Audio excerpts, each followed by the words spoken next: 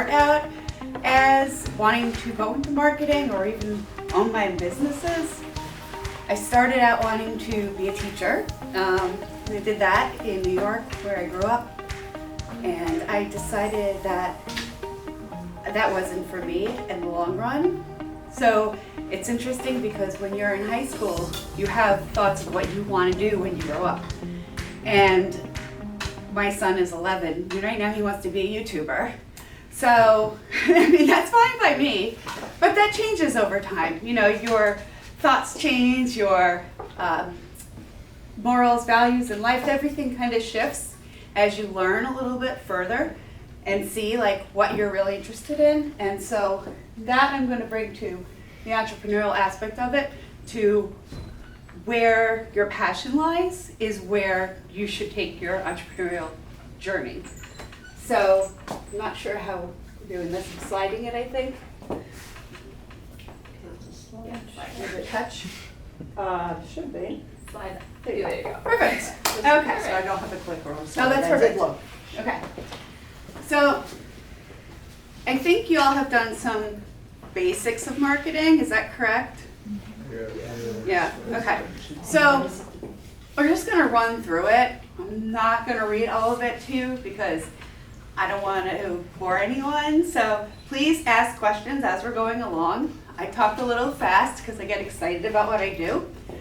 But we'll just go page by page. Some of it you might already know, some of it you don't know, but I really encourage you to ask questions or speak up and give me feedback and input that from your point too. So I mentioned here how I started originally from New York and I wanted to be a teacher. I worked at a steakhouse when I was 16, and I was a hostess and a bartender by the time I was 18. And it was funny because my boss came to me one day and the marketing director just quit. So I was 18 or 19. And he said, hey, could you help me with the marketing? I said, well, I don't know anything about marketing. He said, yeah, but you've been here for years and you love working here, you love doing what you're doing. I said, yeah. So all I was really doing was expressing what I love so much to other people. And because I was telling the truth, I wasn't trying to sell people on something. I wasn't lying to them saying, oh, this is the best steakhouse or this is a great restaurant. It became so easy. So I was marketing, not even realizing I was doing it.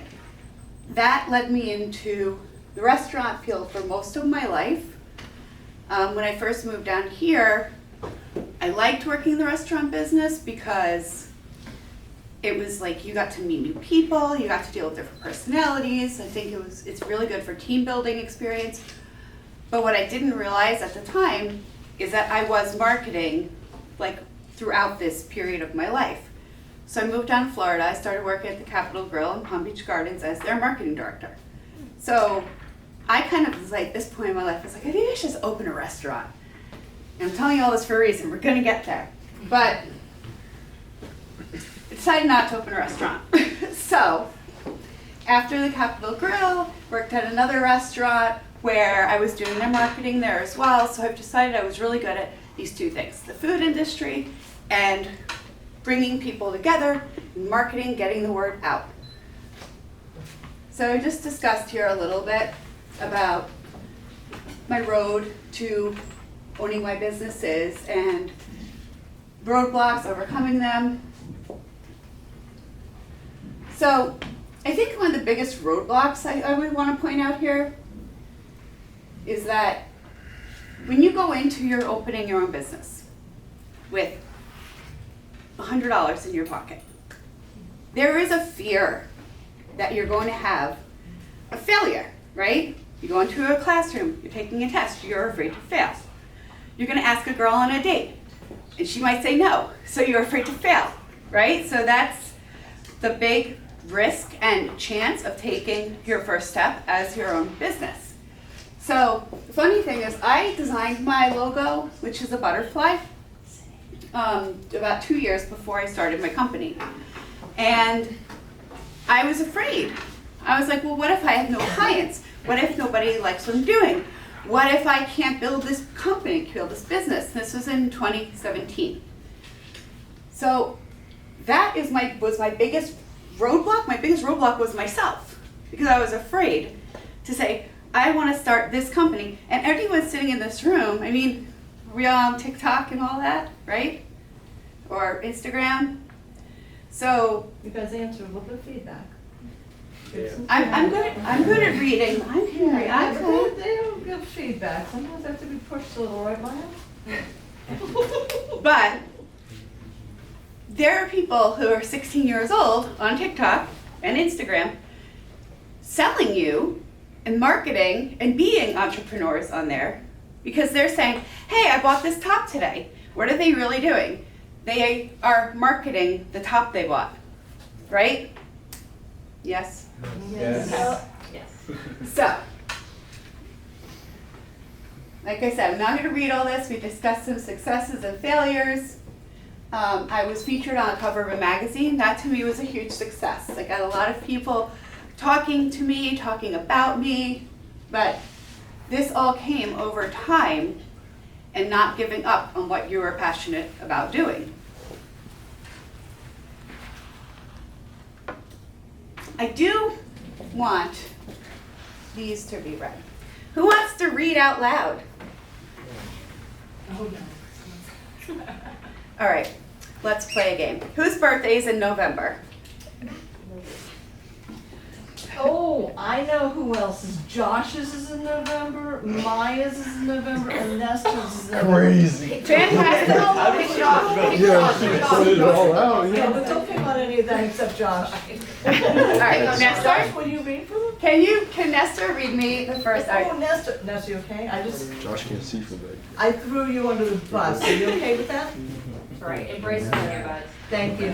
All right, Thank you. so we're going to important lessons learned, embracing failure. Embrace failure. Failure is not the end, but an opportunity to learn, grow, and improve. Embrace it, analyze what went wrong, and use those lessons to bounce back stronger. Surround yourself with a supportive network. Build relationships with mentors, advisors, and like-minded individuals who can provide guidance, support, and inspiration during challenging times. Everyone you meet will bring you value to some aspect of your life and or business if you keep that in mind. Continuously learn and adapt. You will never know everything and you can always learn something new. The business landscape is constantly evolving. Stay curious and keep learning and be willing to adapt new technologies, trends, and customer needs. All right, we'll get Maya. Is there a Maya Oh, in the wait, room? we might not, let's not pick on Maya. No, Let's don't not pick pick on on Maya. Maya.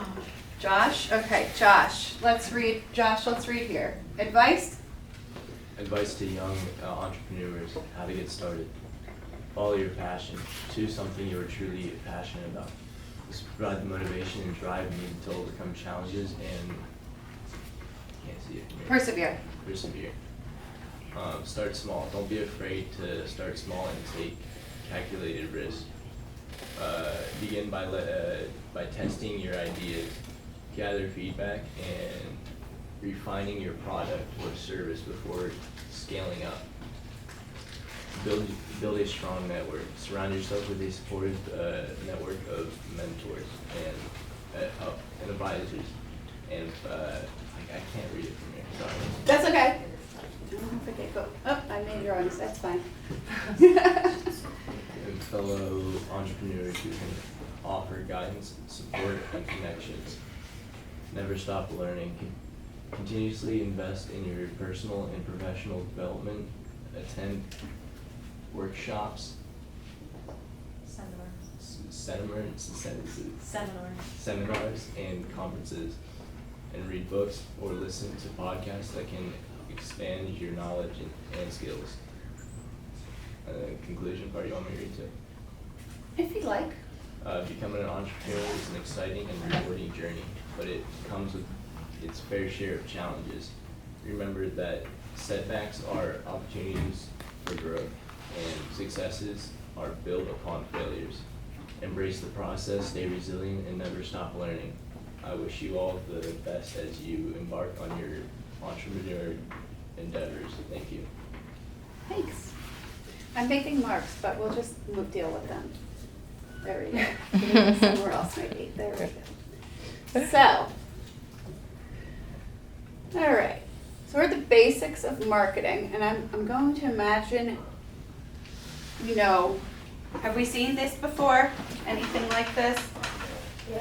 Yes? Yes. Okay, so we're gonna actually get right past this piece, but these little dots are gonna drive me nuts. So, you know, the first basic of marketing is your product. What is your product? So, if you all were to market a product today, can somebody please raise their hand and tell me what product would you market? Shoes, jewelry, clothing. Nothing? I said my shoes. Your shoes? Yeah. You would market your shoes? Just know the shoes that I sell. Oh, you sell shoes? Yeah. Okay, what kind of shoes do you sell? Higher end, like Nikes, like Jordan, Okay. like Louis Vuitton Air Force Ones, stuff like that. Where do you sell them? Instagram, Okay. Facebook, and like anywhere eBay. Okay. So, now we just talked about product, which is your shoes, and place, which is where you're selling them, right? I place also, like I sell them at stores, like consignment. Okay. Mm-hmm. So, then we're talking about pricing. How are you pricing them? On the market, online, or just wherever I can find the market for the shoes. Sometimes there's not a market, so I have the ability to market the shoes at any price that I want. Okay, how do you determine that price? I mean, it just depends on the shoe. Like say they're signed by somebody, there's Mhm. no market on it, so I can price it at like the pair of shoes plus like maybe look up the person's signature and see how much it's worth, something like that. So you would look for like comparison Yeah. marketing, right? To see what else is in the market, what everybody Mhm. else is doing, right? And then, yeah, promotion, and that's exactly, so the basics of marketing is what you're doing. So that's fantastic. And how do you do well with it? Do you enjoy doing it? Yeah, Yeah, because you like shoes. it's you- really good money wise too. So take the money out. So if you made no money on it, I still like doing would you it. still do it, right? Yeah. Yeah.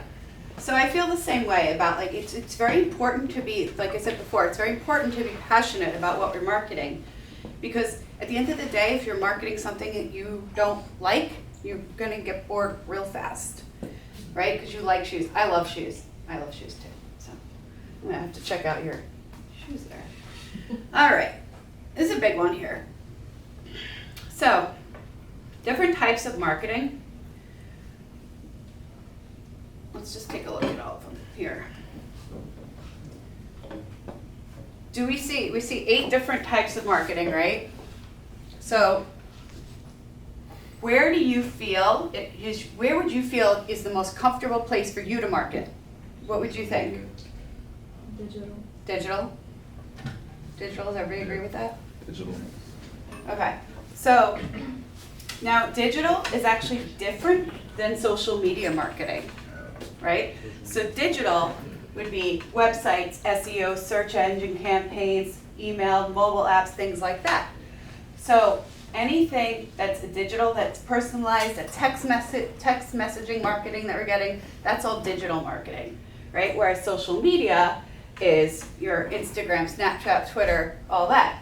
So those two do cross over, and it's an interesting time because a lot of the digital marketing era is new, right? It's probably, I'm guessing, to be 30 years old, if that.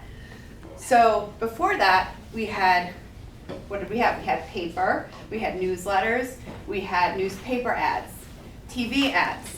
So it's interesting to see all the different types of marketing. Now, I have 26 clients that I market for right now, all different businesses. So I have a doctor, and then I have a restaurant.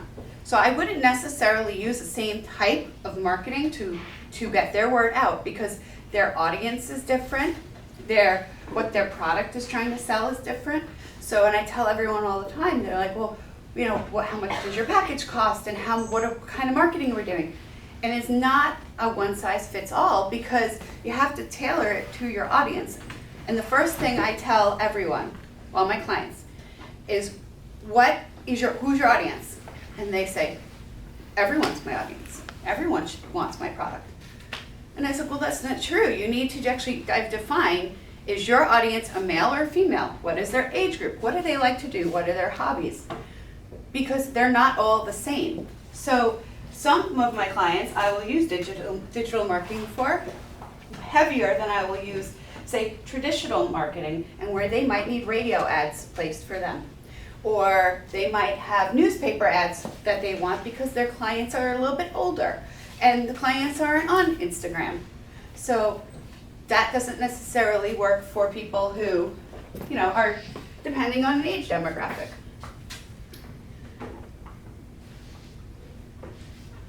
So we have the different types of marketing. Competition would be kind of what you were just talking about, how you were talking about the shoes, right? So can you see the screen from there? Yeah. So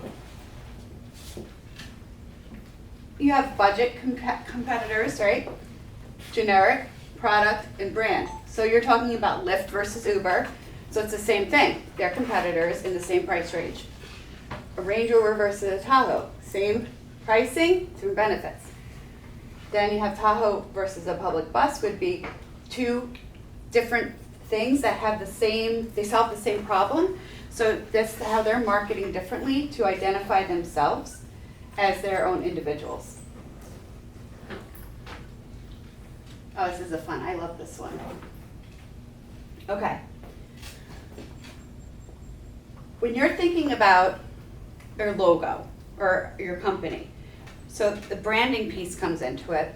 So for my purpose, like I said, my logo is a butterfly.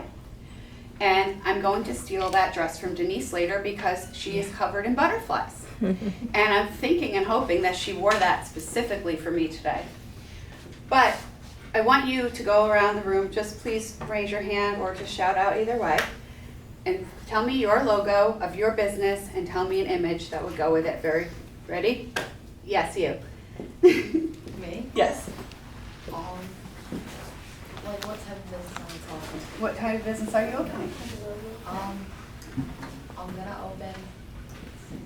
I'll open a clothing store and I'll make the thing a heart. Your logo's a heart? Yes. What color is it? Pink, light pink, Light pink, okay. Why? because that's my favorite color. Okay, why is it a heart? Because I like clothes. Yours? I don't have one yet. You want to open a business? Well, like, not like at the moment, but like, Okay. I don't have a logo. I have Right. an idea. What's your idea? I don't want competition. Oh, you want to talk about it? All right, I respect that. I respect that. I like it. What's yours? I'm giving, we're in Shark Tank. Have you seen Shark Tank? I'm giving you $1 million. Open a business.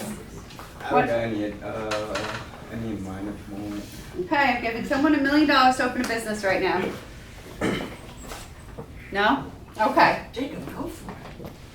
So if I open a car detailing business, Okay. I'll do a super shiny like car as my image for the brand. Like silver? Mhm. Silver, shiny? So it shows like how clean it can be if you use my company. Okay, I like it. So the importance of marketing with branding is that when you're branding something, you're making them remember, right? Everyone right now can tell me what the McDonald's logo looks like, yes?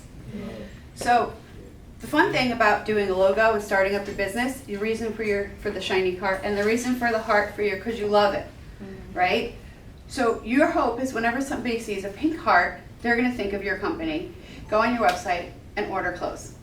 When someone sees a shiny silver car driving on the road, your hope is they're going to see your logo, remember it, and book it to detail your car. Do you really detail cars? Yeah, well I used to over the summer. Okay, good. I mean, I might need you to detail my car. Your business card. So,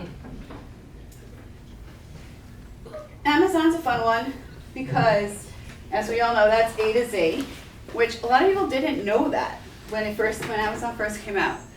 Like, so they have all products A to Z. Baskin Robbins, they have 31 flavors. Does anyone have any doubt how many flavors they have?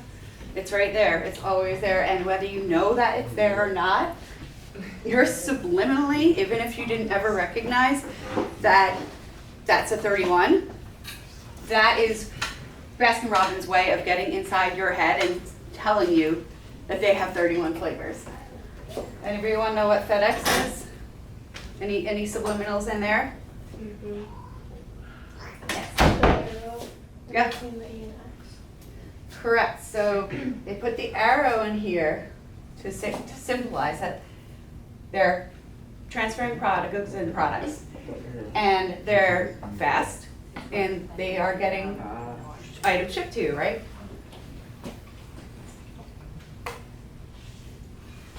So the evolution of marketing we have here is interesting, kind of with the 8 topics we spoke about before, but this kind of shows you where we started back in the 1860s.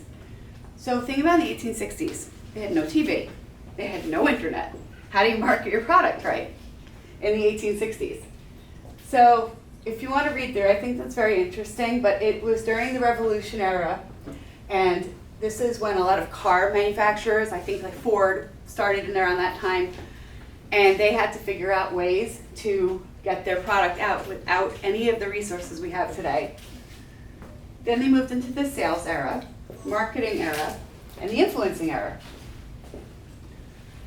I do encourage you to read that when you have time. So we know what an influencer is. Yeah. Tell me what's the difference. What's an influencer doing? Influencing people to do something, I don't know, So are they marketing or are they influencing? influencing, and I don't know, I just know what an influencer is. Yeah, they're all over, right? Mm-hmm. So influencing is rather new, and I find the biggest difference to be between marketing and influencing is marketing will have a strategy, a planned out, like a quarterly something, a whole big strategic plan of television, radio, print, billboards, direct mail, all different things so you can reach their target market, right? Where an influencer, and you're selling. At the end of the day, you're selling your product.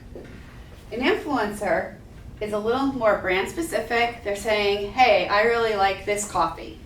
And they're influencing rather than selling. So what they really are doing is selling. Both bottom lines are that they're both selling. So that I Can find I very ask a couple interesting. questions? Please do. So, I see here that marketing and influencing, you're saying there's kind of a big difference, but I wanted to know, in your experience as an entrepreneur in the marketing field, have you had to shift your way of marketing with your business, and has it been a challenge as well to kind of learn new things, especially as influencing has become a lot more prevalent? I would say less of a challenge and more of a maneuvering. Okay. So yeah, there definitely has been a shift because so I do a lot of social media marketing, but we're not limited to that. So even 10 years ago, Facebook was Facebook. You were posting on Facebook and that was that. Where now you're a little bit heavier on Instagram and pushing through on stories and pushing through on Reels and TikTok. So I've had so many people ask me how you market on Snapchat. So I haven't seen a whole lot of ads happening on Snapchat, but it is I do think in the next few years that Snapchat will be your next advertising space. So the influencers, I instead of working separately against marketing versus influencing, I try to bring them together. So yes, marketing is a little bit of a drawn out plan, and an influencer I bring in to certain situations of my clients and have them specify on a product that we're selling. So again, it's not like influencers, people don't think they're getting sold, right? So what I find interesting about the influencer piece of it is that people pay Netflix $16 a month to have no ads, right? Everyone, you want to pay for no ads. I want no ads, no commercials.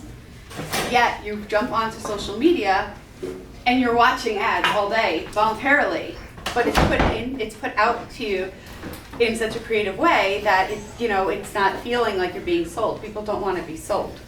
Now, I'm hearing a lot of just kind of how you market in but I wanted to hear just a little bit more about what it's like to run Flavor of Palm Beach and how you use these in your everyday life. Yeah, well, so the marketing company, I'm gonna get here, we're at the end, so we can talk on that.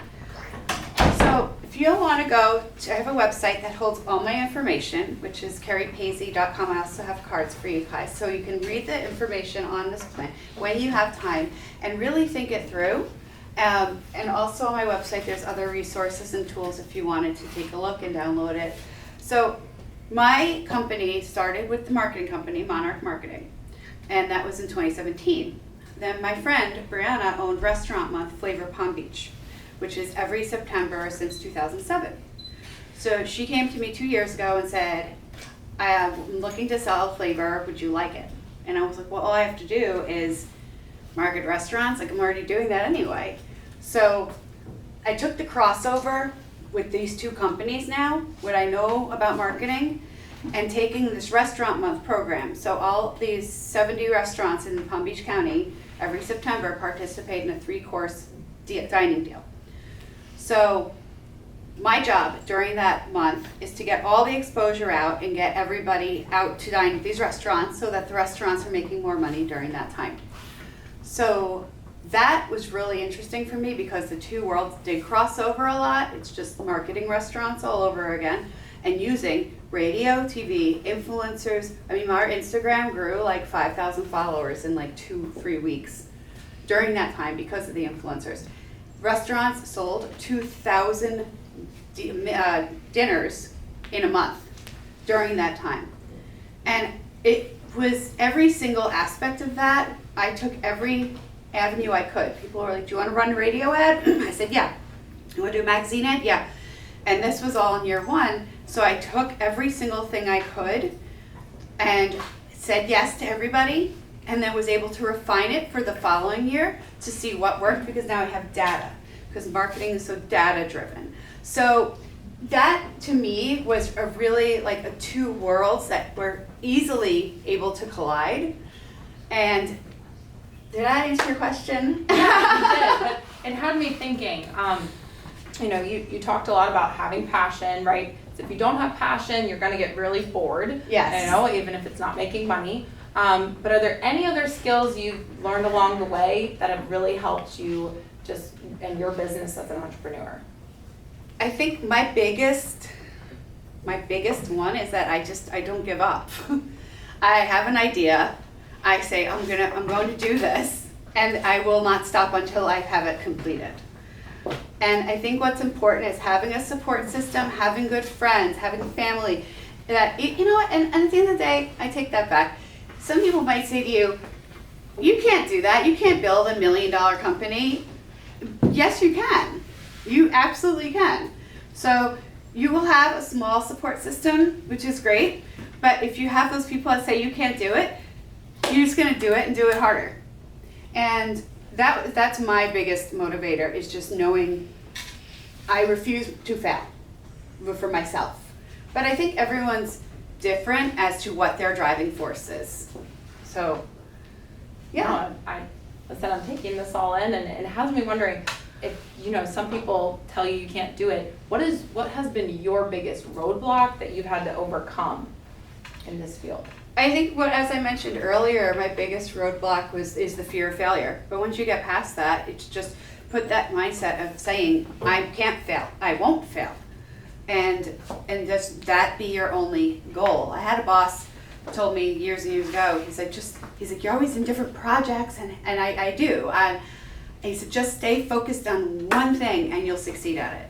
And he was right. And he was my first boss when I was 14 years old, and I'm not going to tell you how old I am, but I'm still friends with him to this day. And I called him up about a year ago and thanked him.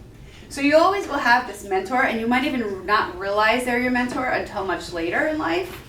But yeah, I don't have any regrets or any real major roadblocks. I just got very determined and wouldn't stop until I succeeded.